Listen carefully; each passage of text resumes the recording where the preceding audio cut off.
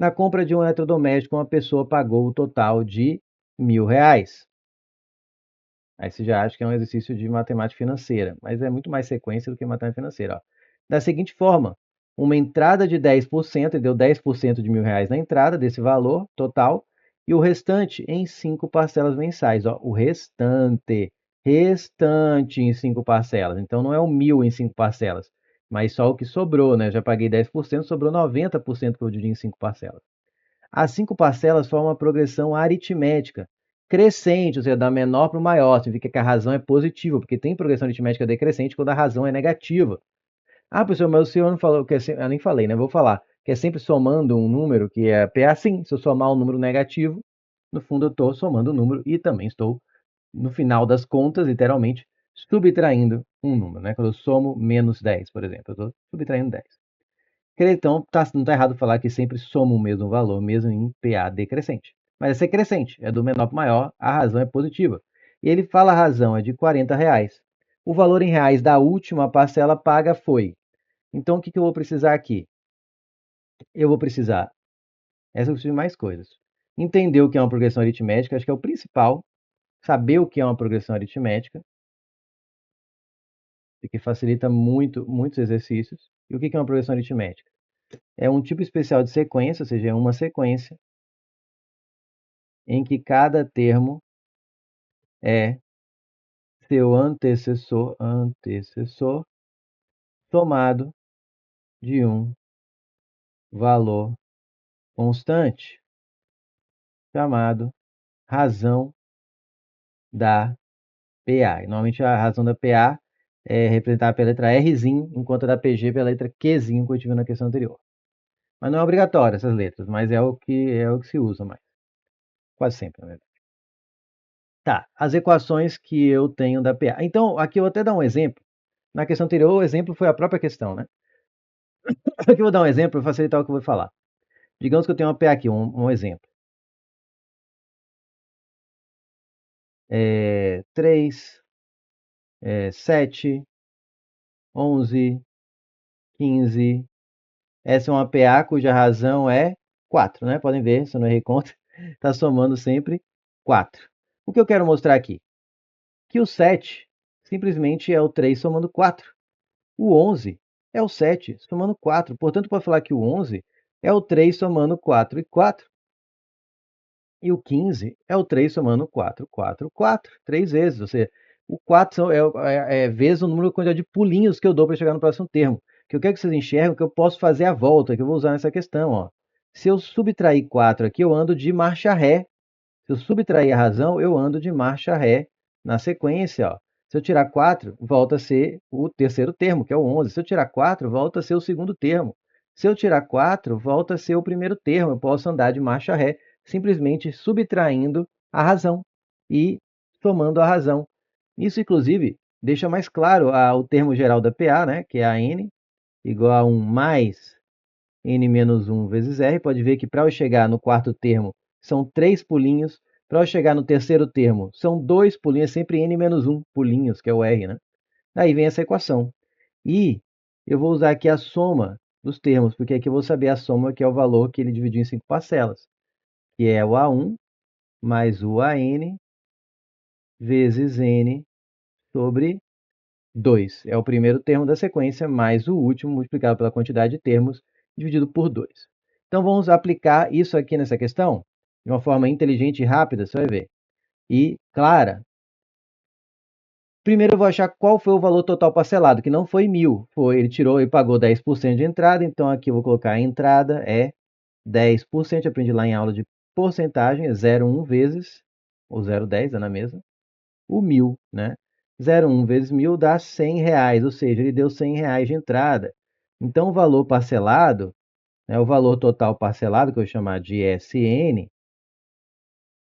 é o 1.000 menos o 100, que é R$ 900, né, que foram parcelados. A primeira coisa que tem que olhar é isso, para não tropeçar, né, nessa parte.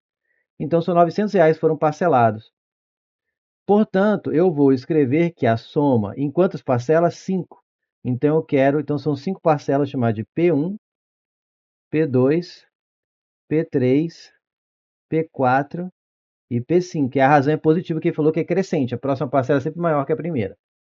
Então, a soma dos 5 primeiros termos, são todos os termos, que é A1, pela equação aqui, eu vou usar essa equação aqui, ó, mais o A5, né, porque é CN, AN, vezes 5, que é o N, sobre 2, tem que dar o quê? A soma dos 5 termos. Eu posso trocar o S5 pelo total que foi parcelado. A soma das 5 parcelas dá o quê?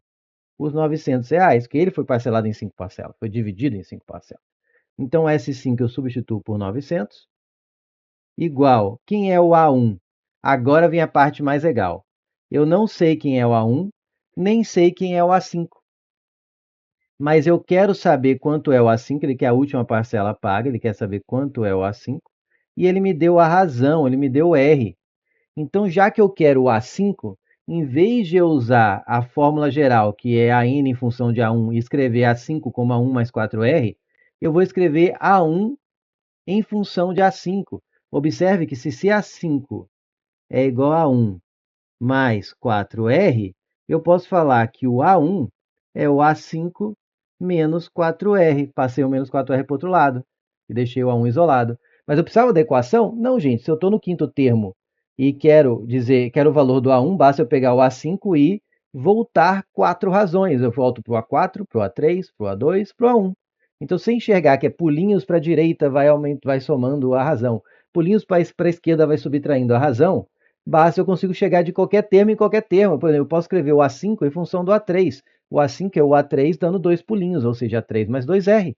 Eu posso escrever o A1 em função do A4, que é A4 menos 3R. A3, A2, A1. É só contar quantos pulinhos tem de um para o outro. E eu consigo escrever não só o AN em função do A1, que muita gente lembra a equação, mas tem aquela forma mais geral ainda, que eu não sei porque não ensina com regra termo geral, porque ele para mim é mais geral, que é o AN igual a M mais N menos M vezes R, que no fundo é saber os pulinhos que dá para chegar em um e outro.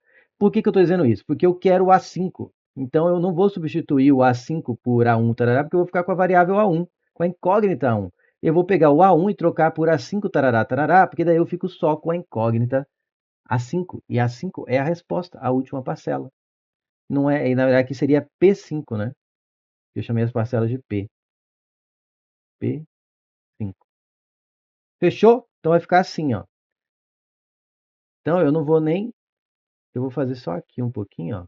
Então o que eu vou fazer é escrever o P1 como P5 menos 4 razões. Se eu pegar o P5 e andar 4 pulinhos para a esquerda, chego no P1. Então P1 é o P5 menos 4. É isso que eu vou fazer. Então vai ficar 900 igual a P5 menos 4 mais P5.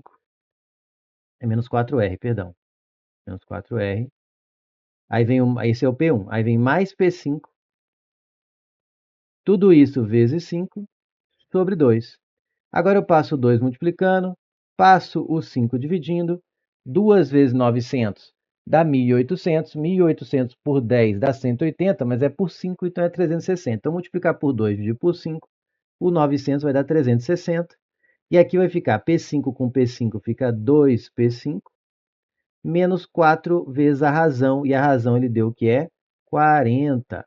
Então, vai ficar aqui 2P5, já vou isolar, 40 vezes 4 dá 160, está negativo, vou jogar para o outro membro. Eu errei conta? Errei conta, tá com cara que errei conta. Ah, não errei não, que vai dividir por 2, não errei não. Não errei não, porque eu estou lembrando do resultado. É isso mesmo. Aqui vai dar menos 160, vai passar somando aqui ao 360. 360 mais 160, vamos colocar aqui. Então, 2P5. Se eu somasse 200, ia dar 560. Mas eu estou somando 160, eu tiro a 40, vai ficar 520. Resta dividir por 2, né, porque 2P5 é 520, passo 2 dividindo, vai dar 260 reais. Está aí a maior parcela, que é a última, né, já que ela é crescente, é de 260 reais. Gabarito C de casa.